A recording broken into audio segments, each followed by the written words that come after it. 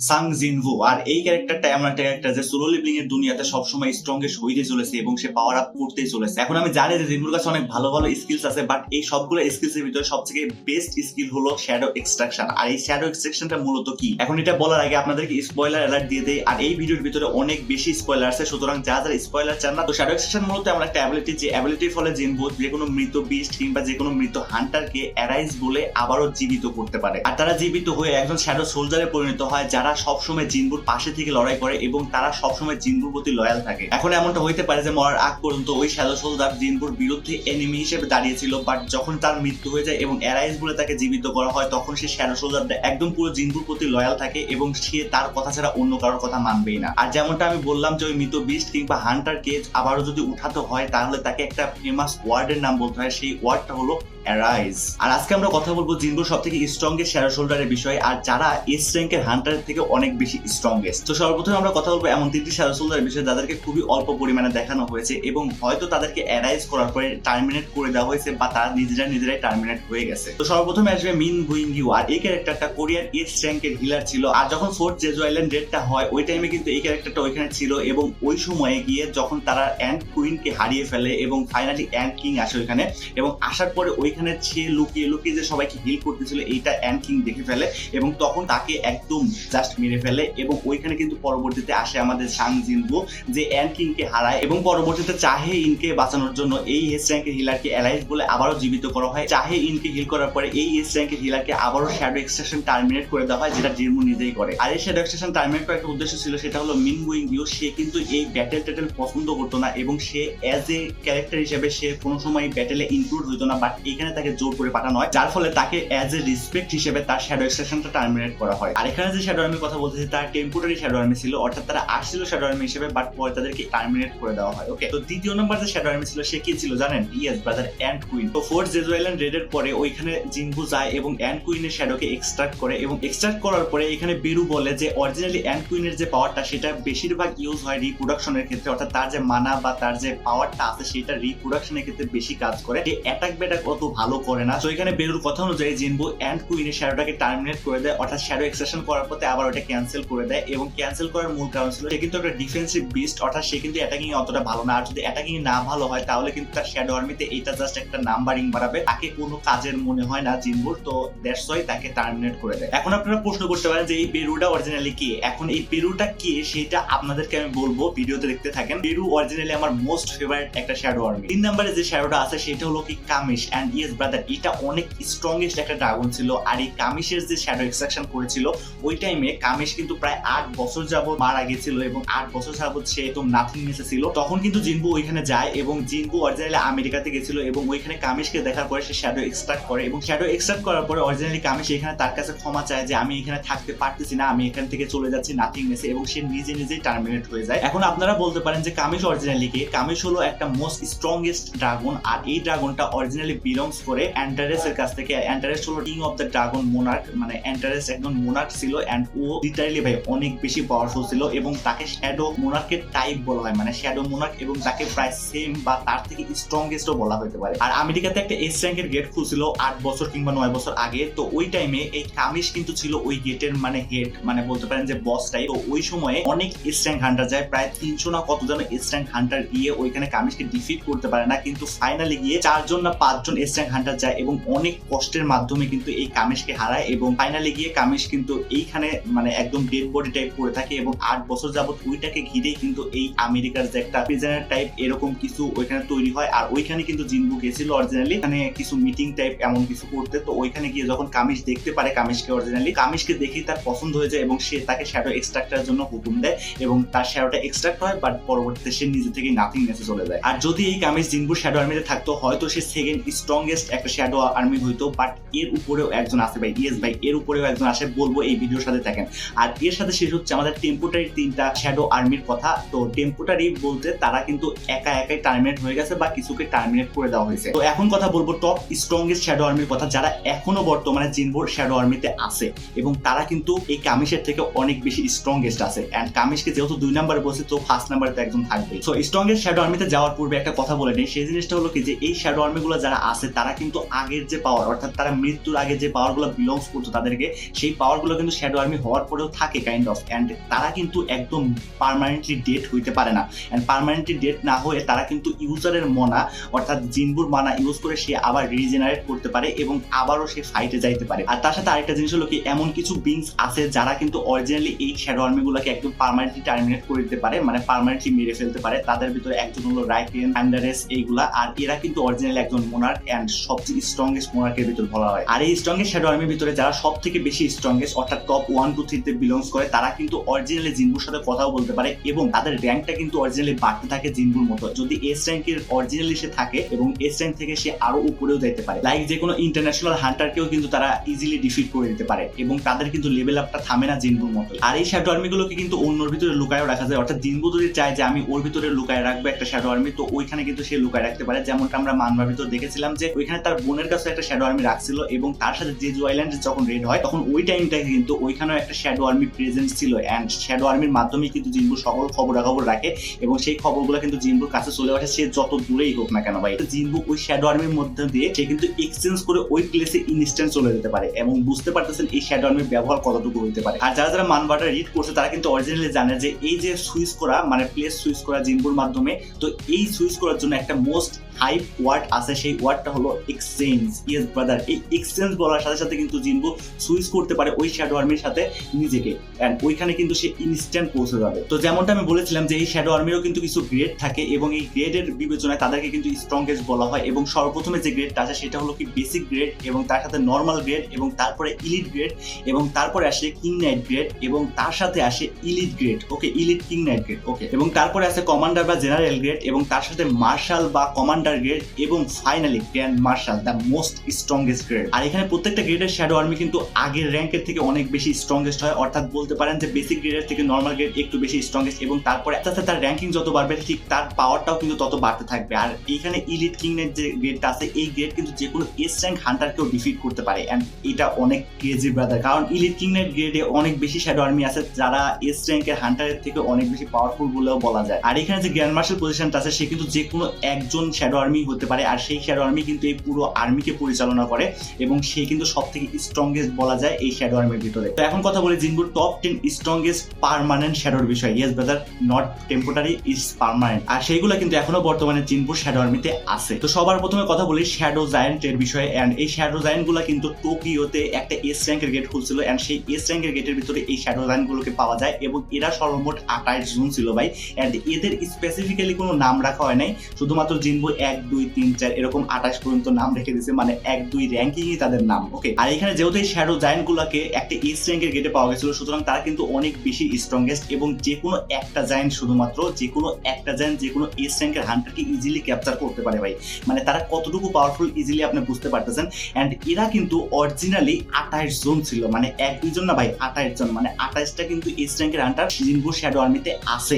Just একটা ধারণা দিলাম আর কি। তো নেক্সটে আছে ইগ্রিস। আর ইগ্রিস কিন্তু অরিজিনালি শ্যাডো মোনার্কের একজন আর্মি ছিল, এন্ড শ্যাডো আর্মি ছিল। ইয়েস ব্রাদার, আর ইগ্রিসের কাজ ছিল এখানে জিনবুকে খুব ভালোভাবে টেস্ট করা, এন্ড টেস্ট করার মাধ্যমে সে অরিজিনালি জানতে চাচ্ছিল জিনবু এই পাওয়ারের ক্যাপাবিলিটি রাখে কিনা, এবং জিনবু অরিজিনালি শ্যাডো মোনার্কের সকল পাওয়ার হোল্ড করতে পারবে কিনা, সেই জিনিসটার জন্যই কিন্তু জিনবু একটা এমটি থ্রোনকে প্রোটেক্ট করতেছিল। এবং আমরা কিন্তু এটা অ্যানিমের ভিতরে খুব ভালোভাবে দেখতে পারছিলাম যেখানে ইগ্রিস কি পরিমাণে ফাইট করে জিনবুর সাথে। এন্ড যদিও এখানে প্লট আর্মর না থাকতো তাহলে ইজিলি এখানে জিনবুকে ডিফিট করে দিত ইগ্রিস। আর আরেকটা বিষয় হলো কি, ইগ্রিস যদি ওইখানে তার শর্টটা নিয়ে ফাইট করতো তাহলে জিনবুর এখানে কোনো চান্সই ছিল না ইগ্রিসকে হারানো, সে কিন্তু শর্ট ছাড়াই ফাইট করছিল ভাই। আর জিনবু যখন ইগ্রিসকে একদম পুরো মেরে দিয়েছিল এবং তারপরে তার শ্যাডোটা এক্সট্রাক্ট করেছিল, ওই টাইমে কিন্তু ইগ্রিস ইলিট কিং নাইটে এমন ছিল, এবং শেষ পর্যন্ত যখন জিনবু সরাসরি একদম শ্যাডো মোনার্কে পরিণত হয় ওই টাইমে কিন্তু ইগ্রিসের র্যাঙ্ক ছিল marshal rank, and the second highest rank brother. And বুঝতে পারতেছেন যে ইগ্রিসের পাওয়ারটা কতটুকু হইতে পারে। আর এছাড়াও ইগ্রিসের একটা স্কিল আছে, সেটা হলো টেলিকাইনেসিস, এন্ড সেই স্কিলের মাধ্যমে সে কিন্তু দূরের জিনিসকে ম্যানিপুলেট করতে পারে, অর্থাৎ তার দিকে আকর্ষণ করতে পারে, লাইক থরের হ্যামার এমন কিছু। সো এই পাওয়ারটা ইউজ করে কিন্তু অরিজিনালি জিনবু তার ডেগার বা শর্ট বলতে পারেন ওই জিনিসটা কিন্তু দূরের থেকে কন্ট্রোল করতে পারে, এবং এইটার ব্যবহার কিন্তু আমরা খুব ভালোভাবে দেখছি সিজন 2 এর এপিসোড নাম্বার 2 তে যত সম্ভব দেখবো। ওকে, মুভিতে খুব ভালোভাবে দেখানো হয়েছে। সো এরপরে যে শ্যাডোটা আছে সেটা হলো ট্যাঙ্ক। আর এই ট্যাঙ্কে কিন্তু পেয়েছিল রেড গেট ইনসিডেন্টসের ভিতরে। আপনারা কিন্তু অরিজিনালি এখন পর্যন্ত দেখে ফেলছেন সিজন 2 এপিসোড নাম্বার 1 এর রেড গেট ইনসিডেন্টে। আর এখানে কিন্তু জিনবু আইস বিয়ারের যে লিডার সে তাকে মেরে দেয়, এবং মারার পরে এখানে অরিজিনালি আইস বিয়ারের লিডার লিডার কি জিনবু মারছিল না ইগ্রিস মারছিল? ইয়েস ব্রাদার, ইগ্রিস মারছিল।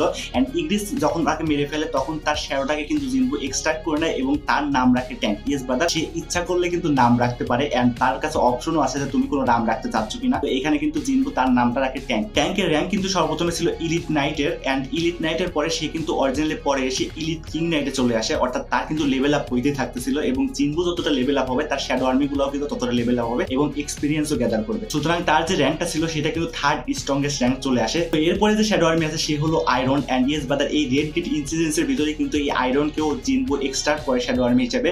এন্ড সে কিন্তু একজন এ র্যাঙ্কের হান্টার ছিল এবং তার নাম ছিল কিংচুল। এন্ড আপনারা অরিজিনালি দেখে ফেলেছেন সিজন 1-এ, যেখানে কিংচুল কিন্তু আলাদা 3টা গ্রুপ করে এবং ফাইনালি গিয়ে সিজন 2-র ভিতরে আপনারা দেখতে পারবেন তাকে জিনবু মেরে দেয় এবং মেরে দেওয়ার পরে তার শ্যাডোটা এক্সট্রাক্ট করে এবং এক্সট্রাক্ট করার পরে তার নামটা রাখে আয়রন। এন্ড আয়রনের কিন্তু পাওয়ারটা অনেক বেশি ভাই, এ র্যাঙ্কের হইলেও সে কিন্তু আস্তে আস্তে লেভেল আপ করে এবং অন্য লেভেলে চলে যায় ভাই। আর এই আয়রনের পাওয়ার হলো সে কিন্তু খুব জোরে চিল্লায় এবং অপোনেন্ট যে থাকে সে কিন্তু তার প্রতি আকর্ষিত হয় অ্যাটাক করতে এবং কোনো কিছু না ভেবে অ্যাটাক করে দেয়, যার ফলে সে মারাও যেতে পারে। আয়রনের থেকে যদি অনেক বেশি পাওয়ারফুল থাকে কোনো বিংস তাহলে সে কিন্তু তার এই টোন দ্বারা আকর্ষিত হবে না, মানে তার যে পাওয়ারটা আছে সেই পাওয়ারটা কিন্তু অরিজিনালি তার থেকে নিচের গ্রেডের এনিমিদের উপরে কাজ করবে, তার থেকে উপরের গ্রেডের এনিমিদের কোনোভাবেই কাজ করবে না ভাই। আর যদি এর র্যাঙ্কের কথা বলি তো সর্বপ্রথমে আয়রন কিন্তু নাইট হিসেবে জয়েন করছিল এবং পরবর্তীতে গিয়ে সে কিন্তু ইলিট নাইট পর্যন্ত আপগ্রেড হয়ে যায়। তো নেক্সট যে শ্যাডো আর্মির কথা বলবো সে হলো টাস্ক। এন্ড এই টাস্কে কিন্তু পায় জিনবু একটা এ র্যাঙ্ক গেটে। এন্ড এই এ র্যাঙ্ক গেটের ভিতর যখন জিনবু এন্টার করে তখন কিন্তু ওইখানে হাই অর্কস তাদের উপরে অ্যাটাক করে দেয় এবং অ্যাটাক করার পরে হাই অর্কসের যে লিডার থাকে সে কিন্তু অরিজিনালি এখানে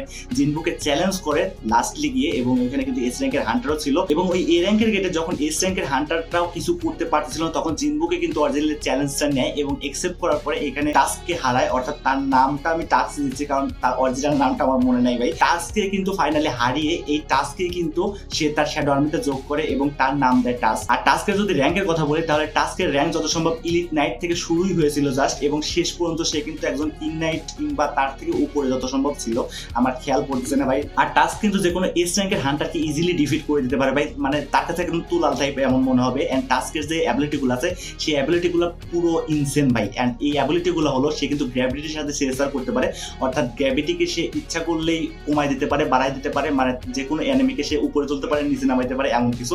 এবং তার সাথে তার আরেকটা অ্যাবিলিটি আছে হলো সেটা হলো শিল্ডটার তৈরি করতে পারে, চারপাশে একটা শিল্ড টাইপ তৈরি করে দেয় যার ফলে এনিমির অ্যাটাকগুলো কিন্তু তার ভিতরে আসতে পারে না, মানে অ্যাটাক করতে পারে না। এবং তার সাথে আরেকটা অ্যাবিলিটি সেটা হলো ফায়ার, এবং ফায়ারের মাধ্যমে সে হাজার ধরনের অ্যাটাক করতে পারে ভাই, যেগুলোর নামও আমার মনে নেই। তো নেক্সট শ্যাডো আর্মি হলো কাইজেল। এবং যখন ড্রাগন কিং ব্যারেনকে জিনবু হারায় এবং ওই টাইমে কিন্তু ড্রাগন কিং এর বাহন টাইপ ছিল এই কাইজেল, এবং কাইজেলকে যখন সে শ্যাডো আর্মি থেকে এক্সট্রাক্ট করে তখন তার নামটা রাখে কাইজেল এবং তার অরিজিনাল নাম ছিল ক্যাসেল এরকম টাইপ। তো ক্যাসেল নাম পরিবর্তন করে কাইজেল রেখে দেয় এবং এর অ্যাবিলিটিটা জাস্ট তেমন কিছু না ভাই, এ খুব দ্রুত উঠতে পারে, মানে সে কিন্তু একজন ড্রাগন সোর্স খুব দ্রুতই উঠতে পারে এবং তাকে অ্যাজ এ বাহন হিসেবেই জিনবু এখানে তার আর্মিতে রাখছে এবং সে এই ড্রাগন দিয়ে সবসময় যে কোনো জায়গায় মানে পরিবহন করে এক কথায়। ওকে, সো নেক্সটে আছে জিমা। আর এর নামটা অতটা আমার সঠিকভাবে খেয়াল নাই, এর অ্যাবিলিটি গুলোও খেয়াল নাই, বাট এ একটা এ র্যাঙ্ক গেটের বস ছিল এবং তাই সেই বসকে কিন্তু হারায় জিনবু এবং হারানোর পরে তার শ্যাডোটাকে এক্সট্রাক্ট করে তার নামটা রেখে দেয় জিমা। আর এ ঠিক অতটা পাওয়ারফুল ছিল না, বাট তার পাওয়ার গুলো ইনহ্যান্স হয় কিন্তু পরবর্তীতে গিয়ে, যেহেতু জিনবু লেভেল আপ করতে থাকে এবং তার শ্যাডো আর্মি গুলো লেভেল আপ করে। এবং এ যত সম্ভব ছিল ইলিট নাইটে, এন্ড ইলিট নাইট থেকে পরবর্তীতে ইলিট কিং নাইট এমন কিছুই যায়। ওকে, আমার সঠিক এর ব্যাপারে অতটা খেয়াল করতেছে না ভাই। তো এরপরে যে শ্যাডো আর্মিটা আছে সে হলো আমার মোস্ট ফেভারিট একটা শ্যাডো আর্মি, আর সে হলো বেরু। এন্ড ইয়েস ব্রাদার, এই বেরুর কথাই কিন্তু আমি সর্বপ্রথমে বলেছিলাম ভিডিওতে। এন্ড বেরু কিন্তু ওই জেজু আইল্যান্ড এস র্যাঙ্ক গেটের একজন বস ছিল এবং সে কিন্তু যখন ফাইট করতে আসে জিনবুর সাথে অরিজিনালি সে কিন্তু প্রচুর পাওয়ারফুল হিসেবে দেখানো হয়।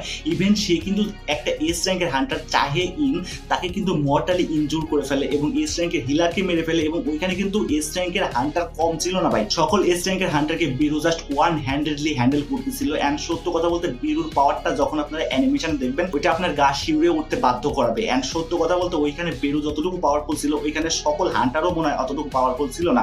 কিন্তু ফাইনালি যখন এই জিনিসটা জানতে পারে জিনবু এবং তার শ্যাডো আর্মির সাথে সে এক্সচেঞ্জ করে আসে এবং এক্সচেঞ্জ করে আসে বেরুর সাথে ফাইট করে। এন্ড বেরু বলেছিল সর্বপ্রথমে যে are you the king of human, and সে অরিজিনালি বলতে যাচ্ছিল যে আমি কিংকে মারবো, কিং কই কিং কই, এবং এই কিংকে কিন্তু পরবর্তীতে মারতে এসে বেরু নিজেই মারা যায় এবং ফাইনালি তার শ্যাডোটা এক্সট্রাক্ট করে জিনবু এবং জিনবু এক্সট্রাক্ট করার পরে তার নাম রেখে দেয় বেরু, আর সে কিন্তু অরিজিনালি এন্ড কিং ছিল। আর এই বেরুর যদি পাওয়ারের একটা ঝলক আপনারা শুনতে চান তাহলে আমি বলতে পারি যে জাপানের সব থেকে স্ট্রংগেস্ট একজন হান্টার সে কিন্তু এখানে বলছিল যে আই এম দ্য কিং, মানে তার আন্ডারেই সকল ডেজ আইল্যান্ডের রেড পরিচালিত হচ্ছিল। তো ওইখানে কিন্তু সে এই গেটটা যদি ক্লিয়ার করতে পারতো তাহলে সে অরিজিনাল ন্যাশনাল লেভেল হান্টার হয়ে যেত। এবং সেই হান্টারকে বেরু প্রশ্ন করছিল যে are you the king of human, and তখন সে বলছিল যে yes I am the king. And ওই টাইমটাতে ভাই জাস্ট 1 সেকেন্ডের ভিতরে ওই হান্টারকে মেরে ফেলছিল। সত্য কথা বলতে 1 সেকেন্ডও লাগছিল কিন্তু তাও মনে নেই, বাট সে যখন বলছে যে আমি কিং তখন সাথে সাথেই সে মারা গেছে। আর বেরুর পাওয়ার হলো সে ম্যানিপুলেট করতে পারে যে কোনো কিছুকে, এবং তার অরা তো আলাদাভাবে আছে। সে কিন্তু খুব দ্রুত ফ্লাই করতে পারে এবং তার সাথে সে কিন্তু একজন এস র্যাঙ্কের হিলারও বটে। মানে আপনি সাথে চলতে চলতে এস র্যাঙ্কের একটা হিলার নিয়ে ঘুরতেছেন এমন টাইপ বলতে পারেন। বেরুর আরো অনেক পাওয়ার আছে ভাই, যে পাওয়ার গুলো আই থিঙ্ক আর বলার দরকার নেই। যতটুকু পাওয়ার আমি লেভেল আমি বলে দিচ্ছি ওইটুকু বুঝে গেছেন, আমার মনেও নেই ভাই। এই পাওয়ারের কারণে বেরুকে আমি রাখছি নাম্বার 2 এ, আর নাম্বার 1 এ আসতেছে the king Billion. And brother বিলিয়নের পাওয়ার গুলো আসলেই ইনসেন। বাট বেরুর র্যাঙ্কিংটা প্রথমে বলে দিই আপনাদেরকে। বেরুর র্যাঙ্কিং সর্বপ্রথমে ছিল যত সম্ভব ইলিট কিং নাইট, মানে 3rd গ্রেড র্যাঙ্কিং, এবং শেষ পর্যন্ত সে কিন্তু মার্শাল গ্রেডে পৌঁছায় যায়, এবং মার্শাল গ্রেড কিন্তু 2nd হাইয়েস্ট র্যাঙ্ক। অ্যান্ড সত্য কথা বলতে সে কিন্তু যে কোনো এস র্যাঙ্কের হান্টারকে চুটকির মাধ্যমে নষ্ট করে দিতে পারে, মানে মেরে দিতে পারে। আর আরেকটা বিষয় হলো কি, সে যে কোনো ইন্টারন্যাশনাল হান্টারকেও জাস্ট নো টাইমের ভিতরে, কোনো কথা নাই ভাই, 1 সেকেন্ডের ভিতরে হারাই দিবে আমার যতটুকু মনে হয়, কারণ তার পাওয়ার লেভেলটাই এতটুকু ভাই। আচ্ছা, নেক্সট যে শ্যাডো আর্মি আছে সে হলো গ্রিড। আর গ্রিডের কিন্তু পাওয়ার ইনসেন, কারণ তার স্টোরিটাও অনেক ইনসেন ব্রাদার। বিকজ অফ সে কিন্তু বদলা নিয়ে সে নিজেই একজন লয়াল পার্সন হয়ে যায় জিনবুর। বিকজ অফ সিজন 1 কিন্তু আপনারা দেখছিলেন যে একটা সি লেভেলের গেটে ওইখানে কিন্তু জিনবু যায়, এবং ওইখানে কিন্তু সে অরিজিনালি ই র্যাঙ্ক হান্টার ছিল, এবং ওইখানে গিয়ে একজন সি গ্রেডের ক্যাপ্টেনকে সে কিন্তু হারায় দেয়। এবং ওই সি গ্রেডের ক্যাপ্টেন যে ছিল তার ভাই ছিল অরিজিনালি হলো এই গ্রিড, এবং তার নামটা ছিল ডংসু। এবং এই ডংসু কিন্তু অরিজিনালি এস লেভেলের একজন হান্টার ছিল, এবং এই এস লেভেলের হান্টার যখন তার ভাইয়ের বদলা জিনবুর কাছ থেকে নিতে আসে তখন জিনবু তাকে মেরে দেয়, এবং মেরে দেওয়ার পরে তাকে তার শ্যাডো আর্মিতে অ্যাড করে, অ্যান্ড তার নাম দেয় গ্রিড। অ্যান্ড গ্রিডের পাওয়ার ভাই ইনসেন।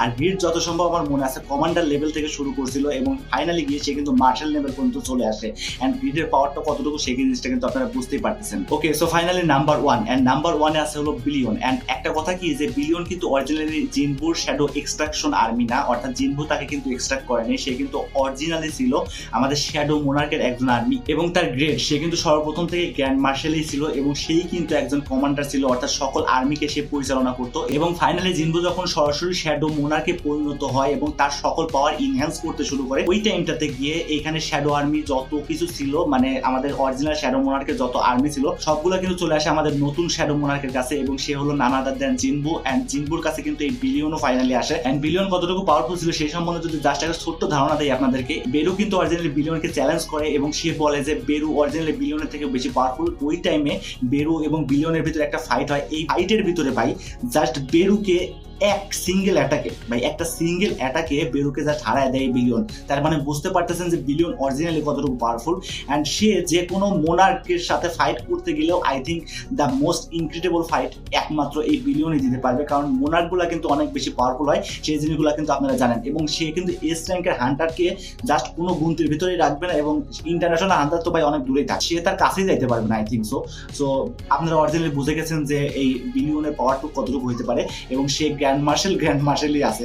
অ্যান্ড তার উপরে তো কোনো র্যাঙ্ক নেই, সুতরাং তার উপরে যদি কোনো র্যাঙ্ক থাকতো বিলিয়নকে হয়তো তার উপরে রাখতাম। বাট অরিজিনালি আমাদের মানবার ভিতরে সে গ্র্যান্ড মার্শালই ছিল, এবং সেই সকল আর্মিকে পরিচালনা করতো। তো বুঝতে পারতেছেন billion the king of the shadow army. And এর সাথে শেষ হচ্ছে আমাদের এই ভিডিওটা। তো ভিডিওটা যদি ভালো লাগে, একটু হেল্পফুল হয়ে থাকে, তাহলে অবশ্যই আমাদের চ্যানেলটিকে সাবস্ক্রাইব করবেন। ভিডিওটা কেমন লাগছে অবশ্যই কমেন্ট সেকশনে জানাবেন। সো দেখা হচ্ছে পরবর্তী কোনো ভিডিওতে। অ্যান্ড এই ভিডিওটা ভাই 1 ঘন্টা যাবত বানাচ্ছি, আমার আর ধৈর্য নেই ভাই, এখন আবার এডিট করতে হবে।